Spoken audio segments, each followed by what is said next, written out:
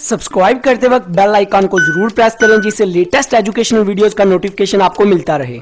इस वीडियो में मैं आपको ब्रांड इक्विटी का बेसिक कॉन्सेप्ट इजी वे में एग्जांपल्स के साथ समझाऊंगा और साथ में ये भी बताऊंगा कि कैसे ब्रांड इक्विटी डेवलप की जा सकती है, क्रिएट की जा सकती है, कोई कंपनी कैसे अपनी ब्रांड इक्विटी बढ़ा सकती है, इंक्रीज कर सकती है। तो सबसे पहले हम ब्रांड इक्विटी का मतलब समझते हैं।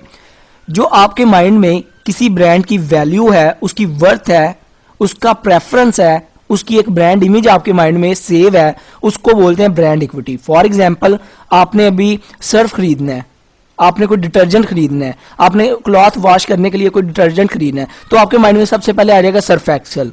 तो इसका मतलब सर्फ एक्सेल की जो है ब्रांड इक्विटी वो आपके माइंड में ज्यादा है। आपकी जो एक माइंड में सर्फ एक्सेल ने अपनी वैल्यूज क्रिएट कर दिया, आपकी एक वैल्यू क्रिएट कर दिया, एक सुपीरियर वैल्यू सेव कर दिया आपके माइंड में, उसको बोलते हैं ब्रांड इक्विटी। इसी तरह आपने आपकी शादी, आपने अपने क्लॉथ्स खरीदने हैं तो आपके माइंड में ज़ारा ब्रांड आ गया।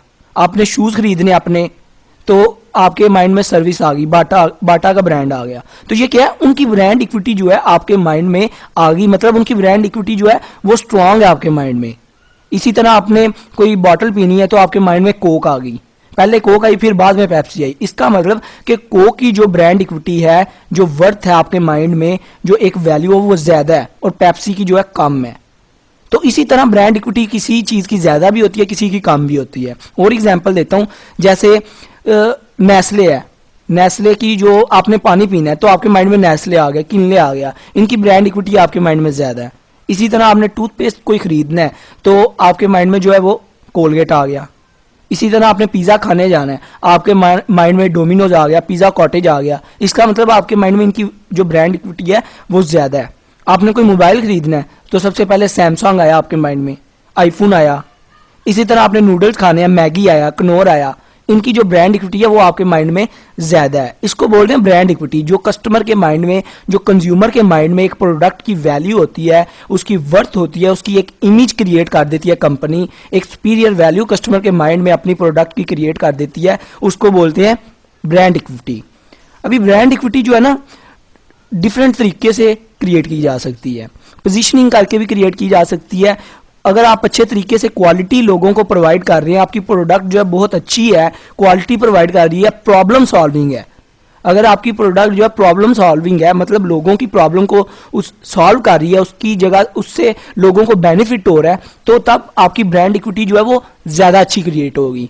लोगों की प्रॉब्लम सॉल्व हो रही है तो वो आपकी प्रोडक्ट माउथ ऑफ वर्ड भी क्रिएट हो जाएगा। लोग आपकी प्रोडक्ट के बारे में एक दूसरे को बताने लग पड़ेंगे, यार इससे मेरी ये प्रॉब्लम सॉल्व हो गई थी, आप भी ये मोबाइल लो, आप भी इसको यूज किया करो, आप भी ये बाइक लेना, ये बहुत अच्छी है, ये पेट्रोल थोड़ा कम खाती है, तो इसकी पेट्रोल की कंजम्पशन जो है वो बहुत कम है दूसरी बाइक के मुकाबले। तो क्या है, माउथ ऑफ वर्ड क्रिएट हो जाएगा क्योंकि आप क्वालिटी प्रोवाइड कर रहे हो, लोगों को क्वालिटी प्रोवाइड कर रहे हो, जिसकी वजह से आपकी एक लोगों के माइंड में वैल्यू क्रिएट हो जाएगी। आप अच्छे तरीके से मार्केटिंग करके प्रोडक्ट की, तब भी लोगों के माइंड में अपनी एक ब्रांड इक्विटी क्रिएट कर सकते हैं।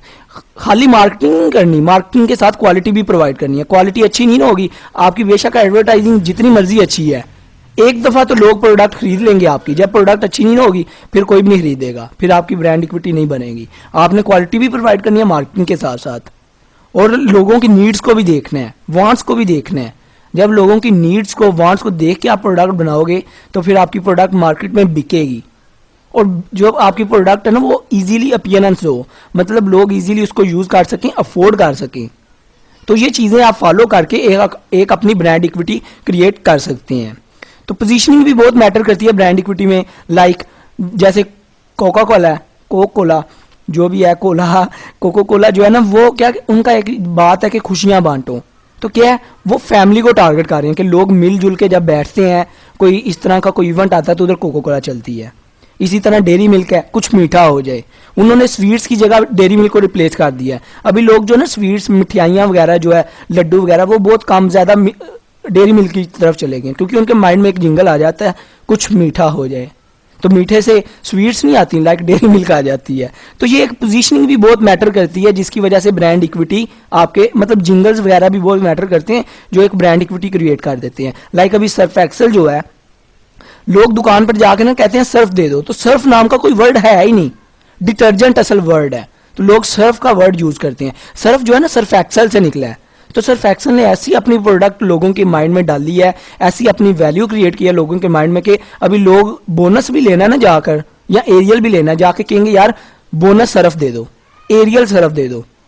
तो ये चीज जो है ना इसको कहते हैं मतलब पोजीशनिंग बहुत अच्छे से की है, जिसकी वजह से भी ब्रांड इक्विटी क्रिएट हो जाती है।